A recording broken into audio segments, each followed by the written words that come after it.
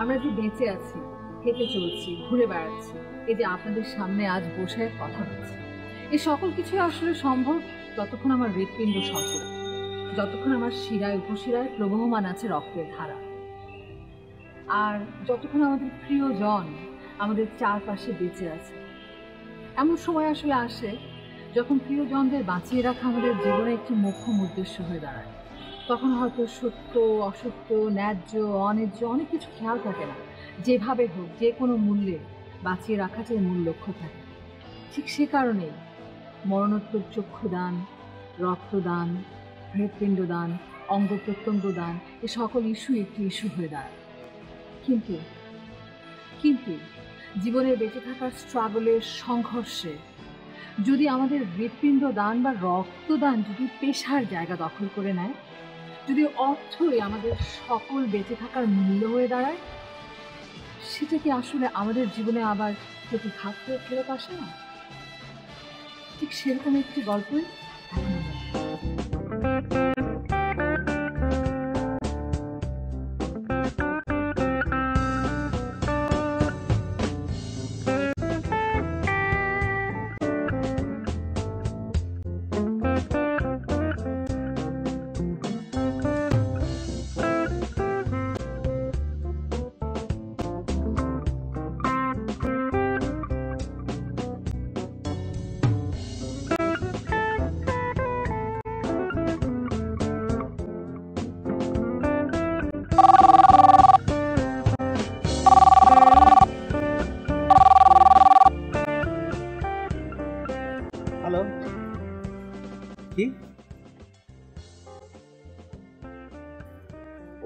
এখন না না না, অসুবিধা নাই, এখনই যাওয়া লাগবে। আচ্ছা আমি আসতেছি, এখন কোথায় যাবে? রক্ত দিতে না? তারেক, 3 মাসও হয়নি যে তুমি রক্ত দিয়েছিলে। আরে 3 মাস পার হয়ে গেলে আর কিছু হয় না, যেদিন রক্ত দিয়েছি আমার তো 3 মাস পার হয়েছে। আর আমাকে মিরাজের বোন যমজ বাচ্চা হয়েছে, ও নেগেটিভ রক্ত, জানি তো। তুমি এক কাজ করো, ওর সাথে আর কিছুদিন থাকে তারপর বাসায় চলে আসবো, আমি ওখান থেকে বাসায় চলে আসবো। হ্যাঁ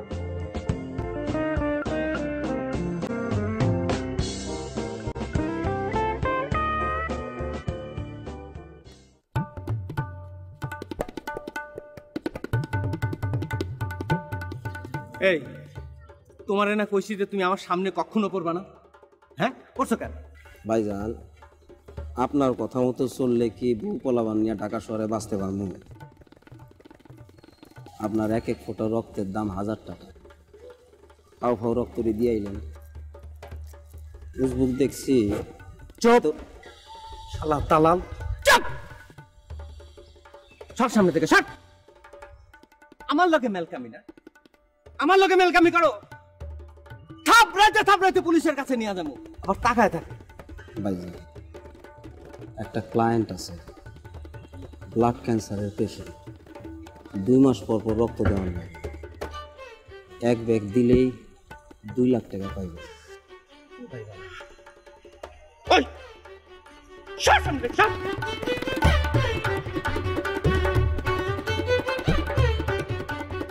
দেখা হয়েছে একদিন, ঠিকই দেখা হয়েছে।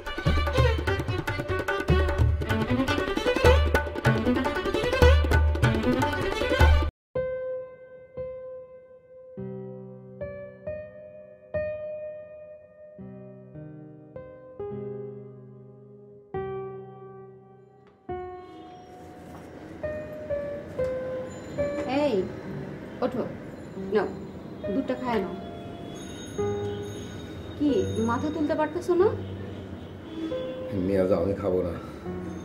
আরে ওঠো আর চুপচাপ খায় নাও, ওঠো। তুমি তো 2 দিনেও এক পোয়া না। হ্যাঁ, আমি যদি খায়া ফেলি তোমার মায়া কি খাইবো? ও একদিন না খেলে কিছু হবে না, তুমি খাও। আচ্ছা দাও, মায়ের দিকে আয়।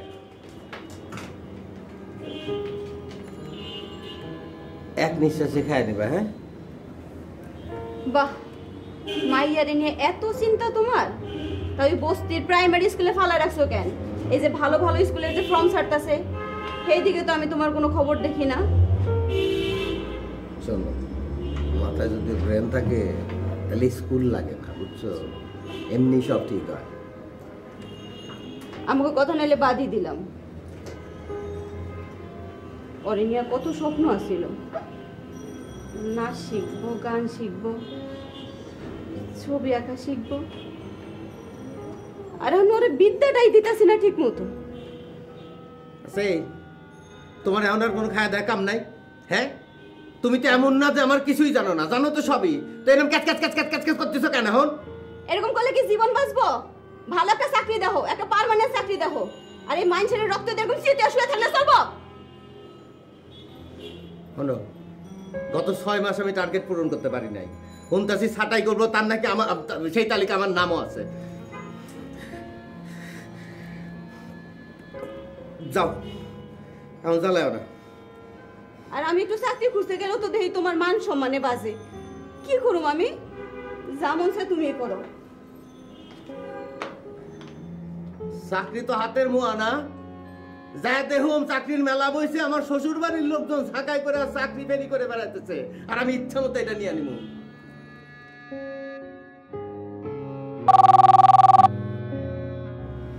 শালার তালর। স্যার, এইটা কিন্তু ঠিক হইতেছে না স্যার। আমি গত 10 বছরে আপনার এখানে কাম করতেছি স্যার। Please sir, please. এখানে বকবক করবেন না, যান তো যান, যান। অথরিটি ডিসিশন নিয়েছে, ওখানে গিয়ে জিজ্ঞেস করুন। স্যার, আপনারা কিন্তু অন্যায় করতেছেন স্যার।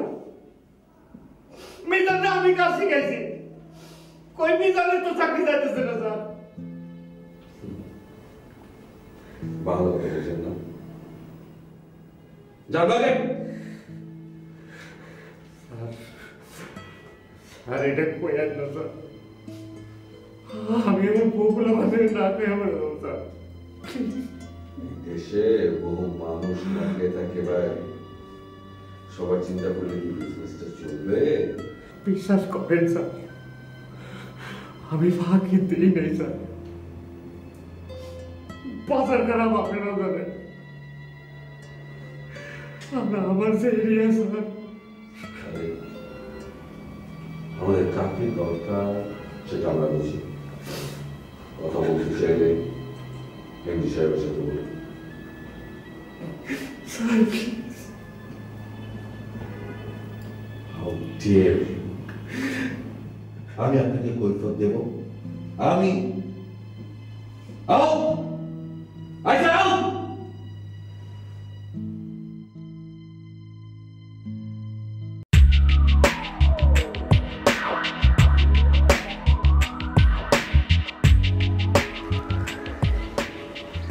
ভাবছিলাম আপনারা জ্বালাবো না, কিন্তু অনেকক্ষণ ধরে দেখতেছি মূর্তির মতো খাড়ায় আছে। ভাবলাম তেইশা গেলেন নাকি। তেইশা গেল তো আবার আমার দিকে। ভাই, তুমি কি মানুষ নাকি অন্য কিছু? হ্যাঁ, আপনি ইন্স্যুরেন্সের দালাল, আমি রক্তের দালাল, দুইজনেই দালাল। আপনি দেশ জাতির কত বড় ক্ষতি করতেছেন জানেন, বুঝেন? আচ্ছা, তুমি এক কাজ করো, ঠিকানাটা আমাদের দিয়া দাও, আমি নিজে গিয়ে দিয়ে আসো। কুত্তায় কামড়াইছে আমারে। 7 দিন ধরে কোনো ইনকাম নাই, মাথা চক্কর দিতেছে। 1025 বাড়াই দেবো নে, আসেন। এই সারো, যাও, তুমি যাও, যাও। এই আপনি রাজি হইতেছেন না বইলা এক নেশা করে রক্ত ওই লোকটারে দিতে হইতেছে। হালাই তো নেশা করতে করতে মনে করেন রক্ত পচায় ভালাইছে, বোঝেন অবস্থা। মাসে 1 লাখ কেউ দিব না। কেউ না।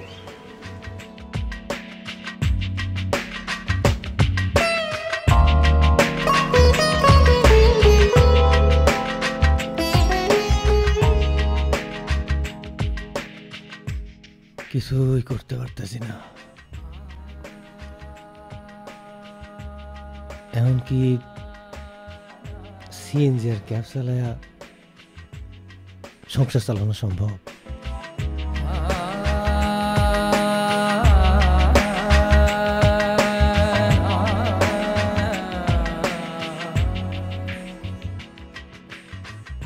চব্বিশ ঘন্টা খাটনি করে মাত্র 7,000 টাকা দিত। এই টাকায় কি সংসার চলে?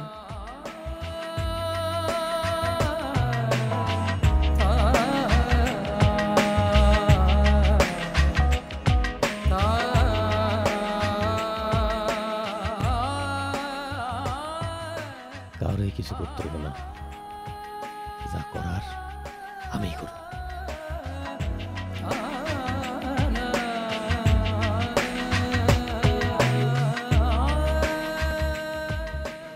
মাসে 1 লাখ কেউ দিব না, কেউ না।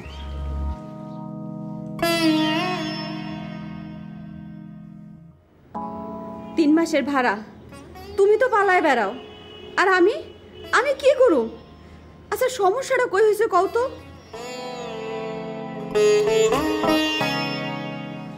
আপনি ইন্স্যুরেন্সের দালাল, আমি রক্তের দালাল, দুইজনেই দালাল।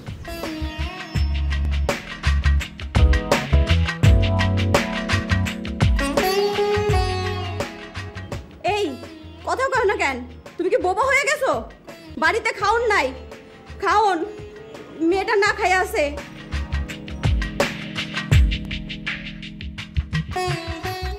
আপনার 1 ফোঁটা রক্তের দাম 1000 টাকা।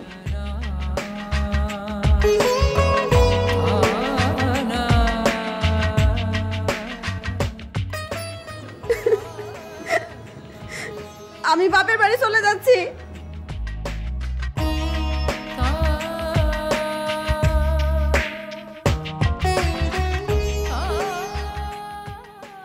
দেখছি, কিন্তু আপনার মতন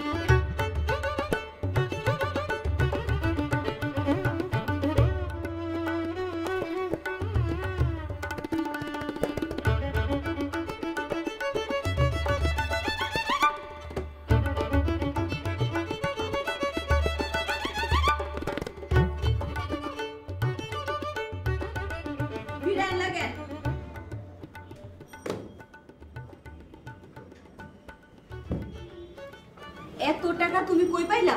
উপার্জন করছি। কেমনে? বুদ্ধি দিয়া। কেউ উপার্জন করে বুদ্ধি দিয়া, আর কেউ কত দিয়া। উপার্জন করাই আসল। এই কোনো পাপ করো নাই তো? করলে করছি, হেদায়েত তোমার না, হেদায়েত আমার।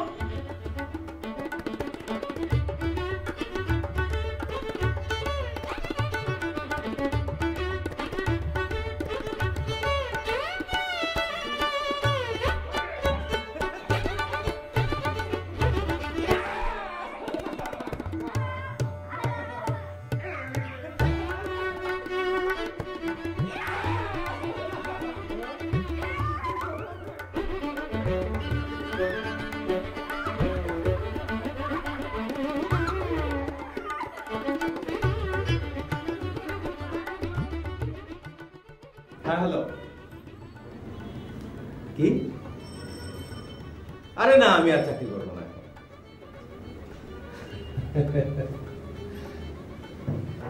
আরে ভাই 15 কে 25 হলেও তো আর আমি এখন চাকরি করবো।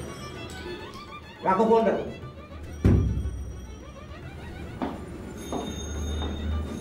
চাকরি করছো না তুমি? না করছি না। তাহলে কি করছো? টাকা কামাইতেছি। টাকা, এই দেখো টাকা। খুব মনোযোগ দিয়া, অনেক মেধা খরচ কইরা টাকা কামাইতেছি।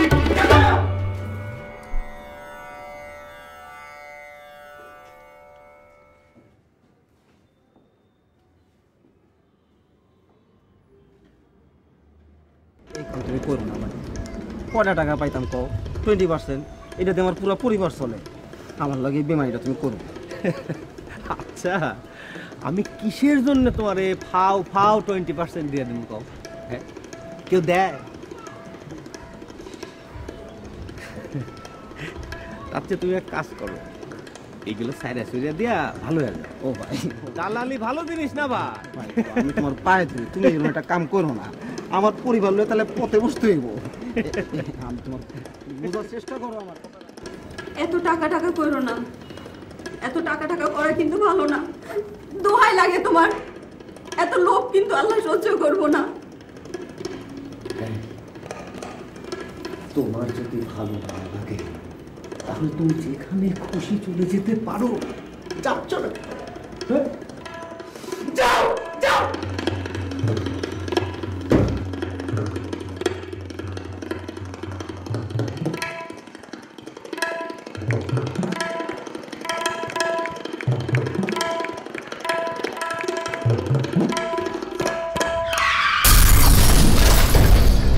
আপনি আমার মায়াটারে বাঁচান ভাই, আমার মায়াটারে এই মুহূর্তে রক্ত না দিতে পারলে মরে যাবো ভাই। আমি কাউরে খুঁজে পাইতেছি না ভাই, আপনি আমার মায়াটারে বাঁচান। আপনারই তো রক্তের গ্রুপ ও নেগেটিভ, তা আপনার মাইয়ারও তো তাই। আপনি দেন, তারে বাঁচান প্লিজ ভাই, বাঁচান ভাই। ও ভাই, ভাই কি দয়া আমার করেন ভাই। জরুরি কাজ আছে, ভাই, আমারে একটু দয়া যাইতে করেন দাও। ভাই, প্লিজ এরকম আচ্ছা, আমি করেন না করতেছি। প্লিজ ভাই। এই এনে কি করো তুমি? আরে এরকম বলে যাচ্ছ কেন?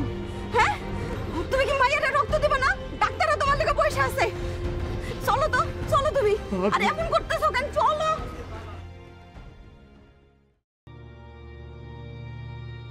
আর ইউ ম্যাড? আপনি কেন এসেছেন? আপনি একজন পেশাদার রক্ত বিক্রেতা। 7 দিন হয়নি হসপিটালে রক্ত বিক্রি করে গেছেন। আপনার রক্ত নিয়ে কি আমি খুনের আসামি হব? স্যার,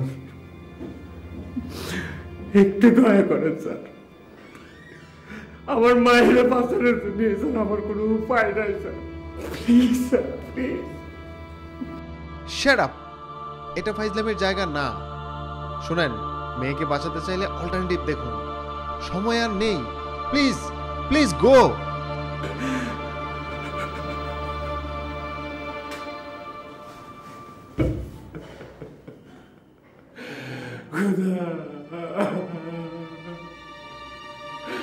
তুই আমার মায়ের বাঁচানো, তুই আরে আমার পাপের ভাগিদার করো না।